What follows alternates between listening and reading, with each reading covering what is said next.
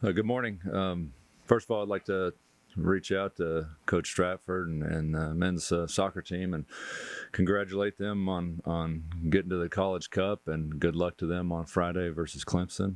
So really excited for them, and hope they advance. And secondly, I'd like to tell the women's program and Coach Kellogg what a fabulous win they had last night against the top 25 team in Penn State, and got a chance to go over there and see him play in the fourth quarter after the radio show, and I was very complimentary of them and those girls and how hard they play, and they just really compete.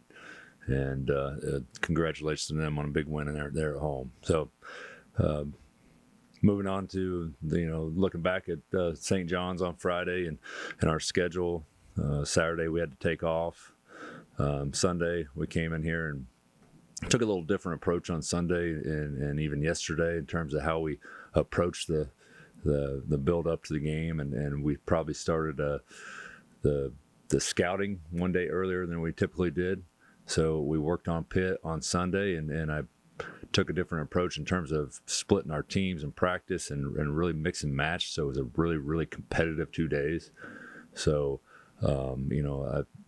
leading up to that point, you wanted to get all those reps for those top 6, 7 guys and keep those guys on the same team and build that chemistry. And I think I got that done. And I wanted to take a different approach and really make it as competitive as possible for 2 days building up. And then today, I'll back off a little bit and try to save some legs, knowing it's a game tomorrow. It's a late game. So excited about the 190th Backyard Brawl, and excited to be a part of it and know exactly how much it means to our people in West Virginia. And we're going to go out there and compete.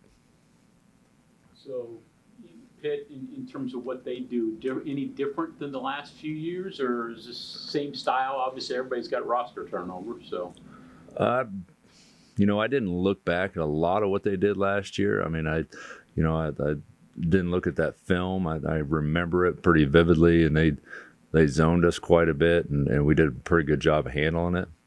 But yeah, they've the biggest carryover from last year is Henson. Henson is he's a matchup problem for almost any team that he's going to go against. So his size and strength and the ability to shoot the ball as well as he can, and how easily he can get it off, regardless of who it is in front of him. He's a big matchup problem for anybody, including us. So Cable's history's been 4 out, right? yeah. Yeah. So is it similar to what he's normally doing? Well, they're heavy guard play. I mean, you look at between the 3 scorers, main scorers, Henson, Leggett, and Carrington, they score 50 of their 82 points, and two of those are guards. So they're not the type of team that's going to pound it down low, and they don't have that type of structure, and their offensive attack really comes from those 3 guys in a lot of ways. But yeah, they have 2 point guards that are freshmen, and Carrington he's special. He's a special freshman, so he's very talented and very he's a matchup issue for us as well. So they got some really talented guys and a solid roster, and they rebounded extremely well. That's obviously we've had our deficiencies there in the defensive rebounding perspective. So it's something that'll be a key to our game for sure, and it'll be key to any game we play. So, St. John's kind of had their way physicality-wise down the paint. Pitt, they're going to rebound as well as St. John's, but they're more of a perimeter shooting team, not as much of pounding down low. Good jump shots and dribble drives. Yep. Coach, you were talking about matchup problems, and with Henson, he's 6'8", 230, 240, whatever he is. He's our leading 3-point shooter, which is kind of unique. Leggett, the shooting of their 2 guard is their leading rebounder. So, I mean, it seems like there's some uniqueness there with their lineup. No, they rebounded really well at all positions. And when you see guards that rebound with that type of numbers, it's very concerning. And even going into the St. John's game, guys, I said, guys, you got to understand 1 through 5's got to check out. I'm not worried about running out. I'm not worried about getting I'd love to get easy buckets in transition, but we're not there right now. we have to be more concerned about finishing possessions than we are running out and having a numbers advantage on the offensive end. And, for the most part, we kept them out of transition, but, we just disciplined down the stretch. We just couldn't come up with a big play, a big rebound. You look back at the one play, it's a 2-point game with 2 minutes to go, and the ball just bounced a little bit the wrong way, and we're trying to save it, inbounds underneath their basket, and everybody's kind of thought we had it under control and kind of going the other direction, and Kobe's threw it into, I believe, Pat, and they just end up with an easy bucket, and that puts you down 4 with 2 minutes to go. That's a heck of a difference. So instead of me, coming down and calling timeout and getting a really good set and putting us in position to win, we're up, behind the 8 ball again. So it's our margin. I tell our guys all the time, our margin of error is so slim. Those small things, it's a game of inches in a lot of ways. If we don't come up with those 50-50 balls and do everything the appropriate way, it's going to be hard down the stretch. And then obviously, when you came to West Virginia and then started, working your way up, some of those years were in the old Big East days.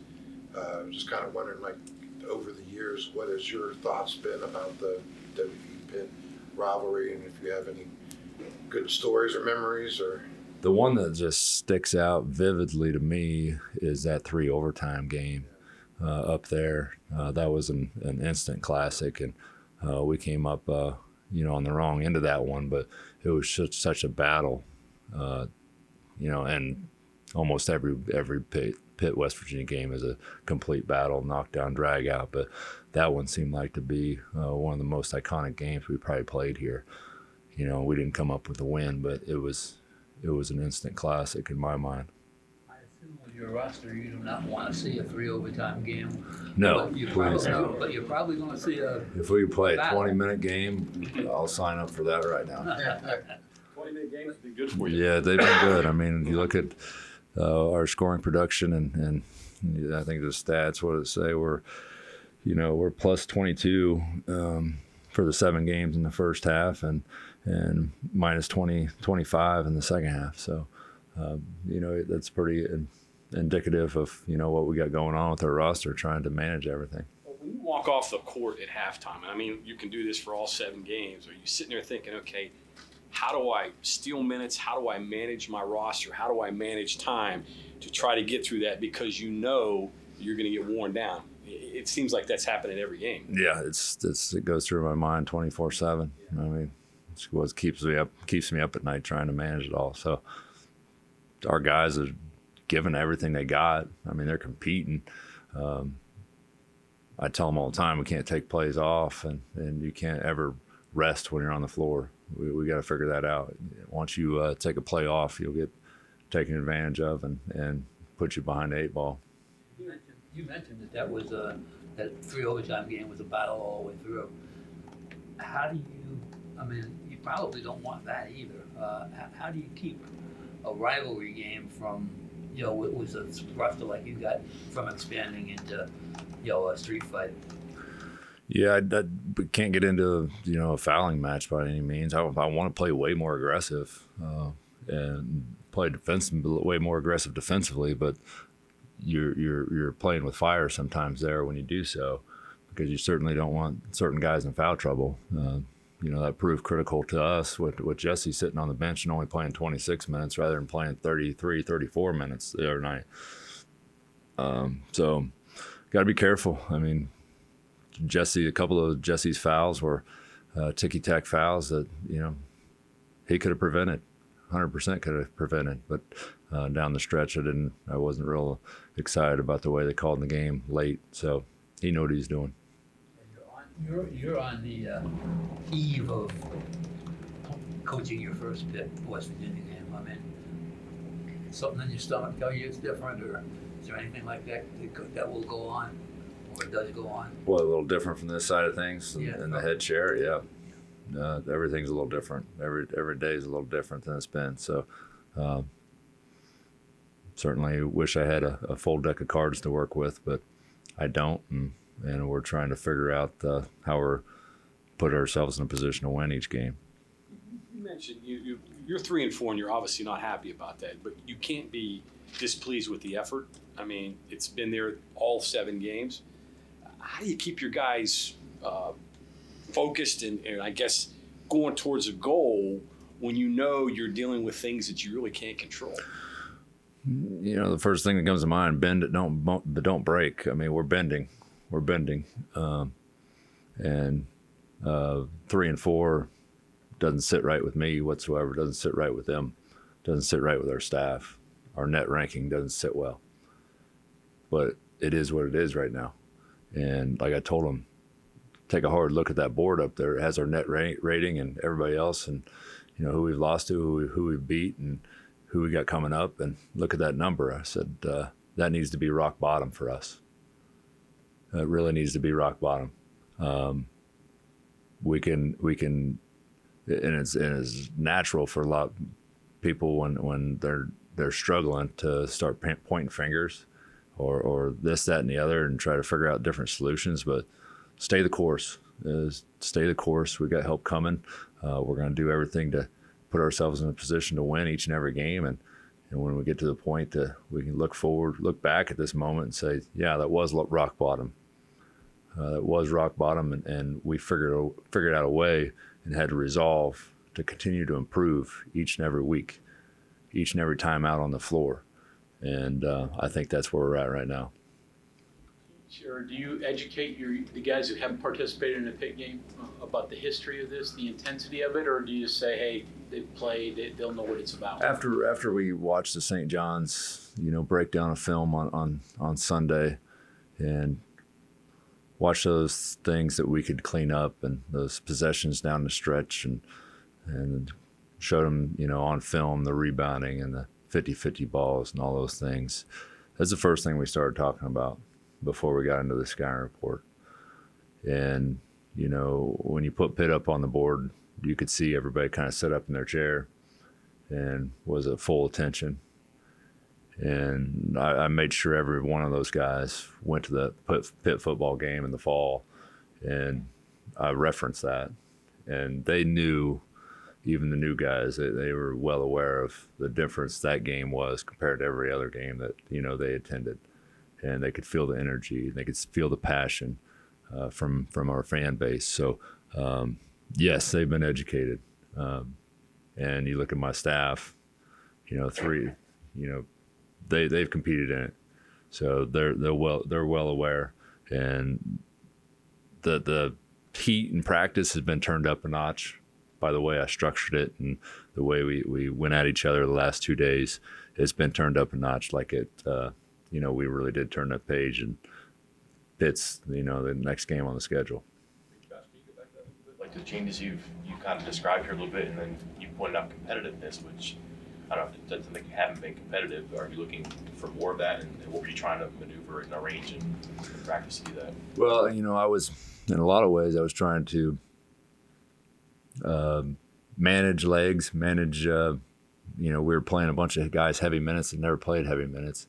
We were playing a group of guys there before knowing the challenges that hadn't played a lot together. So I had to really build that chemistry between those top 5-6 guys for a matter of 3-4 weeks. And, mixing and matching some of those guys, whether it be Ray and Kerr, and putting all those guys into a position where they're guarding somebody different each day, and making a more competitive positional battle between them, in practice, was kind of the approach I took. And it really worked. It really worked in terms of guys seeing different dudes out there guarding them, and positional battles, like I said. And I mixed it up both days, so they didn't see the same look both days. So it was very competitive.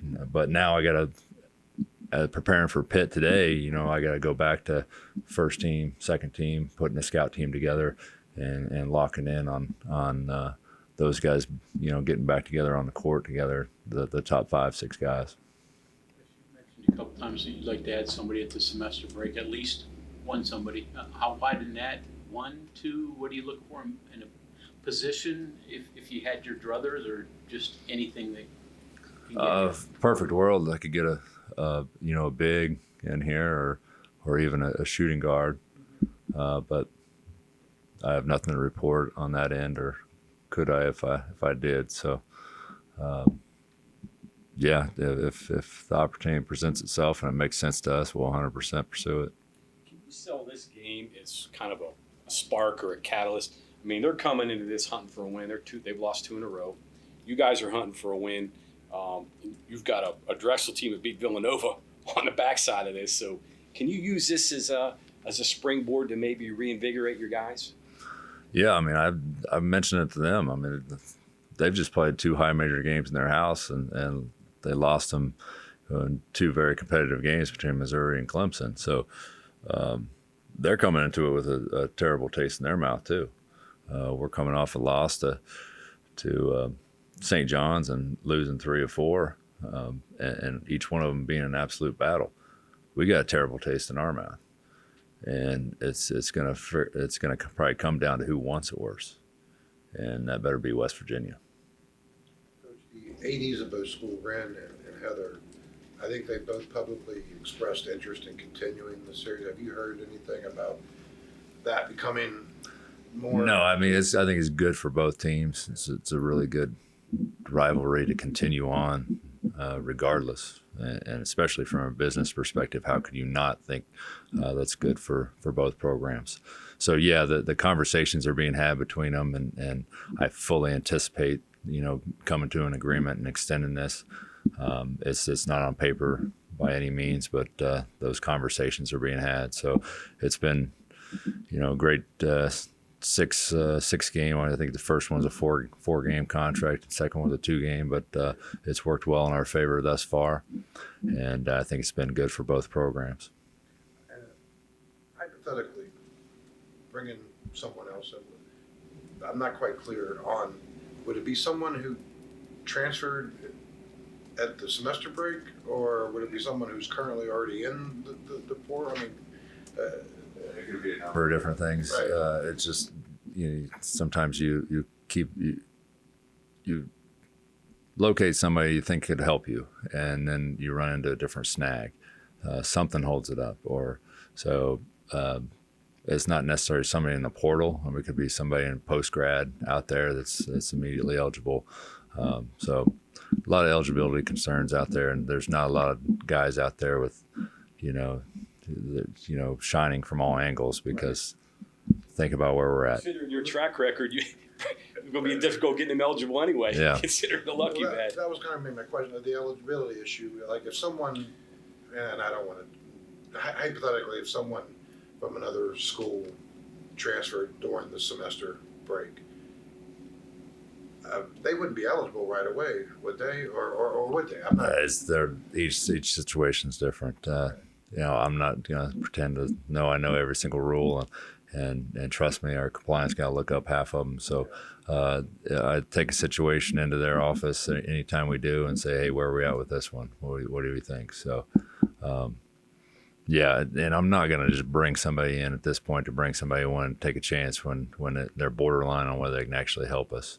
So I feel good about where we're going, and hopefully we can add 2 or 3 pieces from our own roster and in the coming weeks. So that'll help tremendously. One of those pieces is definitely coming back in a couple of games. So when Kurt comes back, how does this team, not just depth-wise, but style-wise, what's Kurt do that changes your style? How will it look once he's on the floor? Well, Kurt's a magician in so many ways in terms of reading defenses, and I've talked numerous times about this is what we've put in place was built around a point guard like Kerr. And not that Kobe hasn't done a great job. He's done an absolutely phenomenal job with, kind of, it's not really his natural position, but he's steady with it. But, we can kick Kobe off the ball a little bit and put him in positions where, he's been a masterful defender in so many ways, for us throughout the years, and put him on positions that, we can kind of focus him in other ways. But it's great to have 2 ball handlers on the floor. It's great to have Kobe out there, put him positioned to take advantage of smaller guards in the post, but having Kerr out there is a game changer in terms of our offense and offensive production, because not only is he masterful at timely passes, it seems to be puts it right in the pocket when it needs to be there. So I think our production from a field goal percentage will go up tremendously just having a point guard like that on the floor. Faster with him?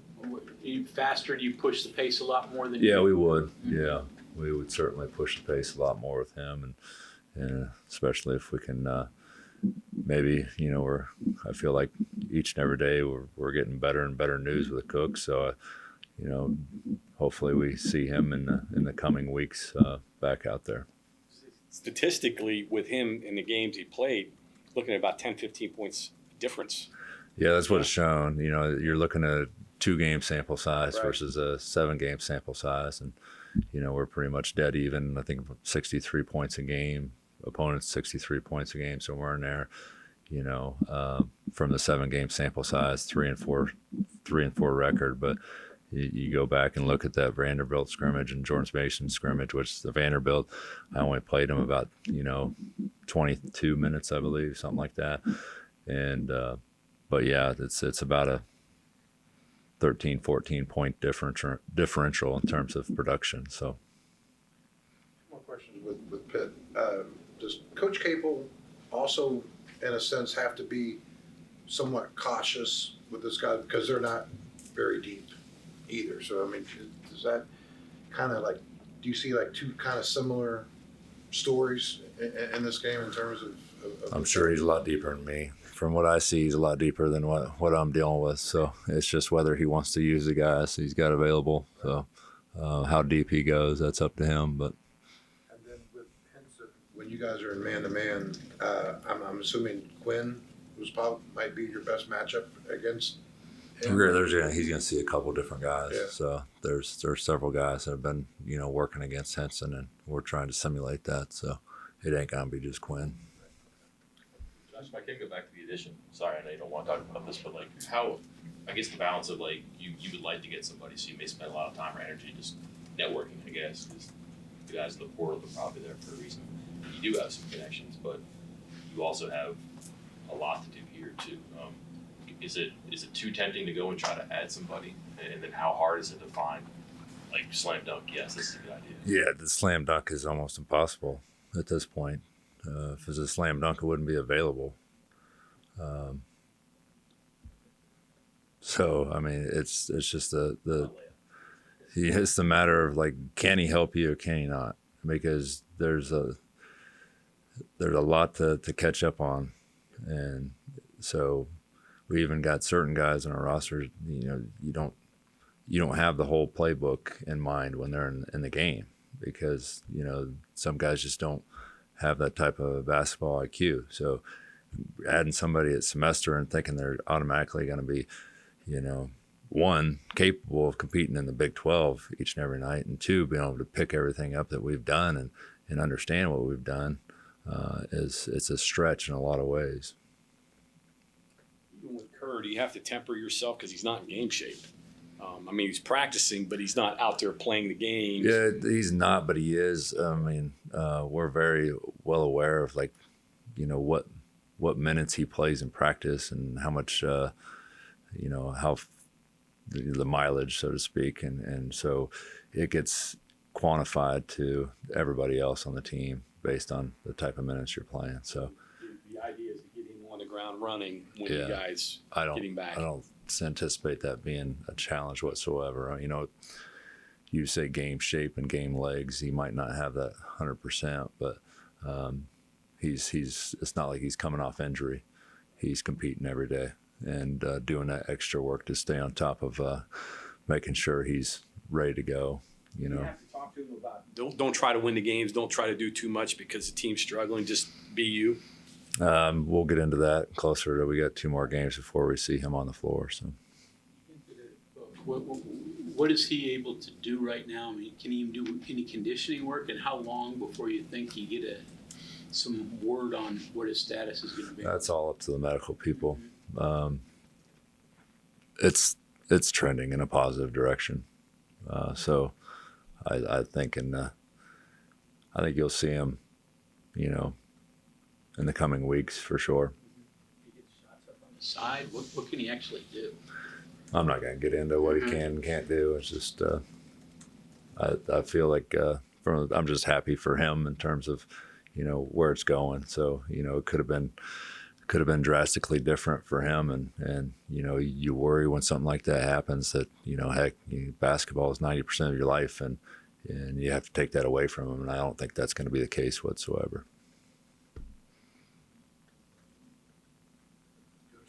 Thank you.